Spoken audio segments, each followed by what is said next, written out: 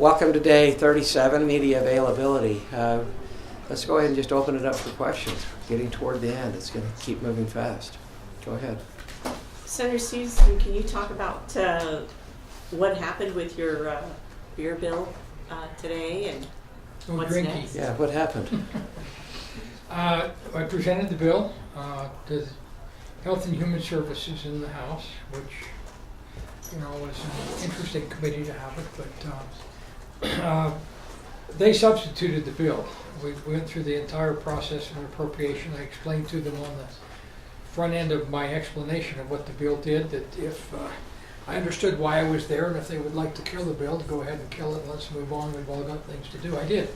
And so then they wanted to hear the bill, so we went through the process, did all the, took comment from pro and con public, and then the bill was substituted at the end, and sent to the House. So that's where it is right now. There will be a substitute bill on the House floor, and then that would be worked through and come back to us. So what was the substitute? Well, the substitute basically is the kind of the land of no decision. It basically puts it into a process where they want to put together a committee of multiple legislators and a group of folks and find out if the empirical evidence that the House has matches up with the empirical evidence that I have. So basically study it. Pardon? Basically study it. Well, sometimes you can, if you don't want to make a decision, you hire a consultant. So same thing happens with study committees sometimes. So do you support the bill now? No, I explained that right from the floor. I did not support it as a committee this morning. Do you foresee that there will be efforts in the House to restore it to its? I don't know that. I thought it was a strange place to send the bill to begin with. It's a commerce bill. It isn't and there are certainly some health implications attached to it. But it's gone an interesting route, but it's not over. I mean, we'll get it back here with something. We'll see what kind of tentacles it attracts between now and leaving the new committee. And what about the likelihood of some kind of an initiative to make that happen? That I think we all understand that process with what's gone on the last 2 or 3 years, and it's certainly out there.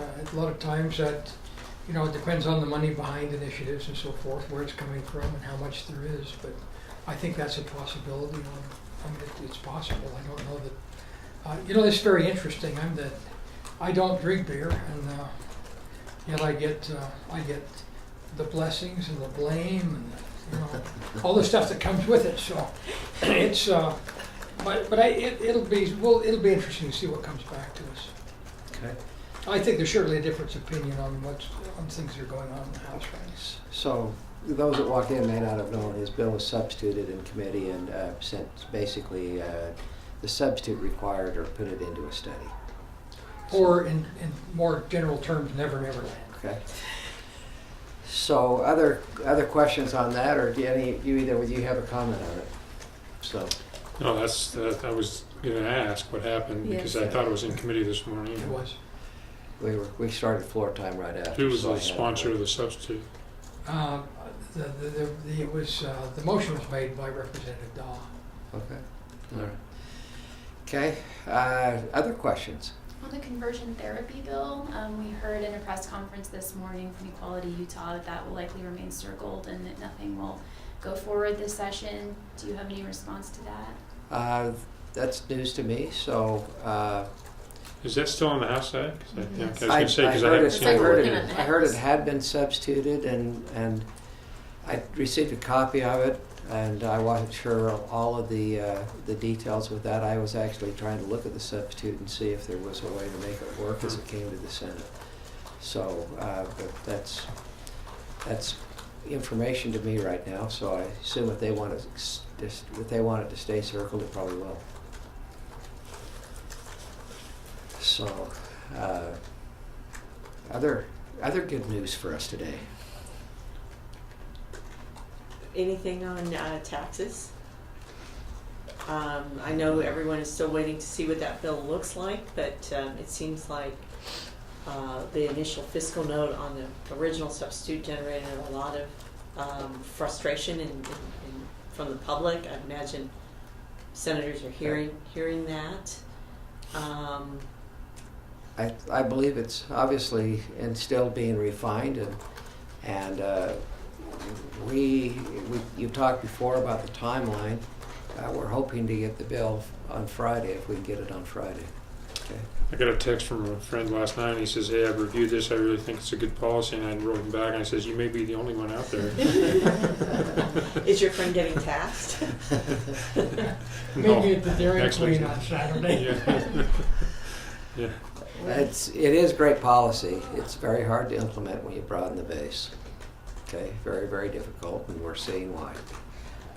Getting all of the feedback, and again, I'm not sure if the Senate's getting hit as hard as the House is, but does that cause any concern that this isn't getting the kind of time to be heard that it needs? I understand you can technically go through the process, but given how complex this is and how much apparent misunderstanding there may be, according to some, about the bill, is there time to get the public on board before the session ends, even if you can technically make it through the process? And the bill keeps evolving, okay, so I hope I'm talking to the current bill, but my understanding is that the implementation date is in January.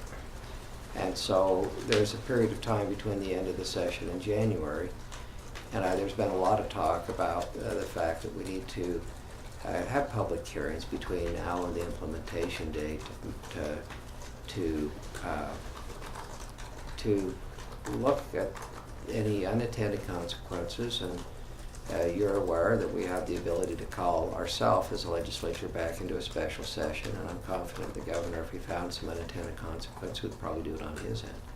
But I think we need to continue to refine it. But this is a heavy lift, and anytime you make big changes like this, I'll say it one more time, it's not easy. We want to make sure we get it right. We want to make sure we get the policy right. But the legislature in Utah, the reason why I think we're such a well-managed state is we don't walk away from hard issues. And we keep plugging away. And the public plays such a significant role in this. We need to keep trying to be responsive as we get comments. And we listen to them, and you're seeing that happen in the House as they continue to refine the bill. And if we get it in the Senate, we'll keep listening and trying to respond and refine. And then hopefully, even after the session, that responding and refining will continue on. And I would say that we've had, as we hear from different constituency groups who, one of the things that I've been asking people to do is help bring some solutions here. Yeah. And as we're able to reach out, say, help bring solutions, I had a pretty good example of that the other day, saying, well, if we didn't do it this way, but if we did it this way, that's something that could be workable. And I think kind of being where we are in this process, I'm finding people being able to be responsive and come with solutions that have a broader base within that industry group fairly quickly. So I think this is going to evolve over the next few days and into next week, and hopefully people are thinking about how we come to solutions on various components of this that are going to make it more workable for the future. Early on in the session, I was asked the question, I can't remember who asked it, do you expect for special interests to be up here talking about how it affects them or trying to carve them out or whatever the question was? And my answer was absolutely yes. And I went on to say that I hope they're here, I hope the public's here, I hope everyone's here, because that's how we get a better process. And we joke a little bit about the public comment we're getting, but that I think is the healthy part of the process, and that we need more of it, and we need to respond to it, and then we need to help them understand what we're doing, and then we also need to understand how it affects them. And I think as we understand that, we'll make better decisions. And I don't think anybody questions the fact that a broad base, if you talk to any tax expert anywhere in the country on either side of the aisle, they all say that a broad-based tax is a better tax. To do it is very hard, and we're experiencing that. And I don't think it's any surprise, and as we experience it, we'll keep refining it and try to get it as right as we can. How much can be changed though once the bill is passed? I know you're saying that there's time between now and the implementation date, and in my understanding is the new version will have an implementation of the property tax pieces January 1st, but the sales tax pieces April 1st. So can people have confidence that they still have a chance to be heard once this is passed and major changes could be made? Exempting I a group think or so. something? We've seen that happen in the past, and I wouldn't want to promise anything or give false impressions, but I do believe if we see unintended consequences, you'll see that happen. Today on third reading, I can't remember, we had 2 bills substituted today, and they'll be substituted again. And it doesn't matter what the issue is. I really think it'll continue to be refined, and I think it'll be refined in multiple ways. I think you'll see legislators look at it even closer. I think you'll see the public look at it closer, and I think we'll keep working on it. But there are a couple of things that I'm actually very excited about.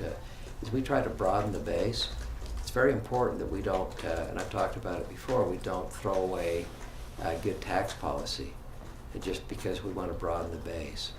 And so one of the things that they're spending an immense amount of time on is trying to make sure that we don't tax inputs, and we've talked about that before. And this exercise of trying to make sure that we don't tax inputs has actually shown us some of the flaws in our current tax policy of what we've been doing. And so I think as we go through this, we may come up with a lot better tax policy than we even have today, and that's what our goal is. So. When you talk about inputs, you're talking about the pyramiding on services. Yes. And again, I use the cabinet maker who is, if 100% of his costs, no labor or materials, he pays 6% sales tax. His cabinets cost at the end of his manufacturing process 6% more. So he sits in Utah with a 6% higher burden, and then tries to sell his cabinets to somebody in Idaho. And in Idaho, they don't have a 6% tax on inputs, so he becomes, whether it's Idaho, Washington, or Europe, or France, or anywhere else on the planet, he carries a 6% burden that nobody else does. It makes him non-competitive. But if you tax that final cabinet as it gets sold, there's no burden there. That's the spot that you ought to be able to collect your money, is on that final product.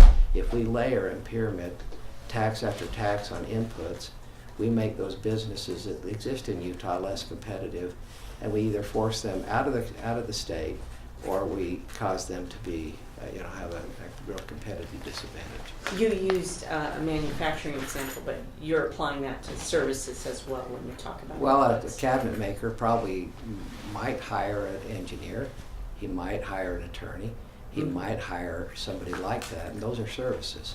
And those inputs would be just as much of input as his wood. So those are the service elements of it that we're trying to look at, whether it's architectural fees or whatever they are, that we're trying to make sure that we don't overtax the inputs. Okay?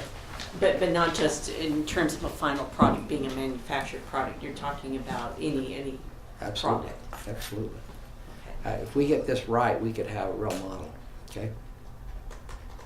I think as the business community understands what we're doing, I think as they begin to understand it, there could be some real positives that come from it. Other comments on the tax reform? We have committee meetings on, I think Monday, and that's probably the last time to have a committee meeting. I think this bill very definitely needs to go through the committee process. Okay. What about caucus today? Senator We Rivers. have one item on caucus. And what would that be? Bill prioritization. Oh, something totally not controversial. It's pretty short because we have a joint leadership meeting at 1. And joint leadership? Are Talking you about talking the budget. About budget? Yeah, we do have a budget somewhere that we need to We gotta balance. figure that part out, in the middle between of all all this other this. stuff. Okay, other questions? If not, thank you for being here. Thank you. You're wearing Pesto today. I am. So